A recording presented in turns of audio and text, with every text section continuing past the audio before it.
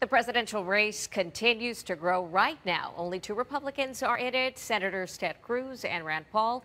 Here to give us some perspective on the issue is political science professor Brian Smith from St. Edward's University. Always great to have you here, Good morning. Brian. How are you? Great perspective from you. Breaking news that we are seeing. CNN right now is the only source reporting this. We're checking with other news agencies. Hillary Clinton set to make her formal announcement on Sunday via video. How about that? We've been waiting for this. Right, we've been waiting for it. We've been talking about her. Will she, won't she run? And it looks like it's going to be official. She's going to tweet out that she's going to run. Looks like sometime on Sunday. So we were talking during the break here.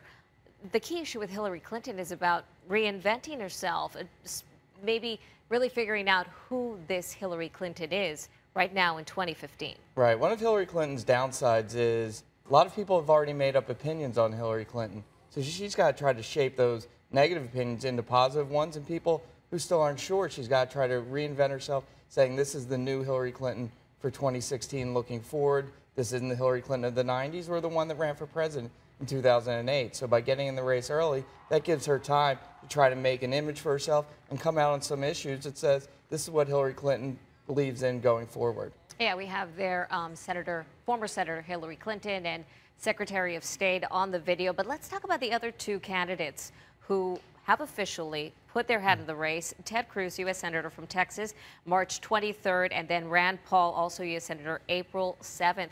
What do each of these men stand for? Well, Ted Cruz definitely represents the very conservative Tea Party wing of the Republican Party.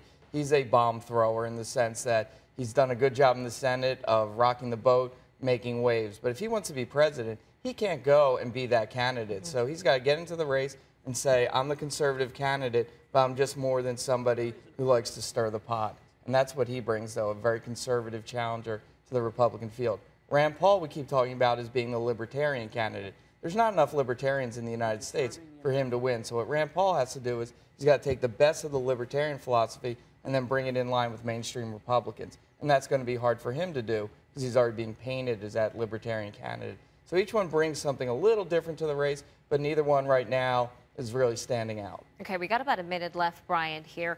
The other men who have been mentioned on this list, candidates, I should say, as we look ahead, Jeb Bush, Marco Rubio. You know someone who hasn't been at the top of that list lately is former Governor Rick Perry. Yeah. Well, when we look at the poll numbers, he's not at the top of the list because he's not polling very well, where everyone else is starting to separate out. Perry's still down in the single-digit area. He's not as bad as Donald Trump, but he's not that far up.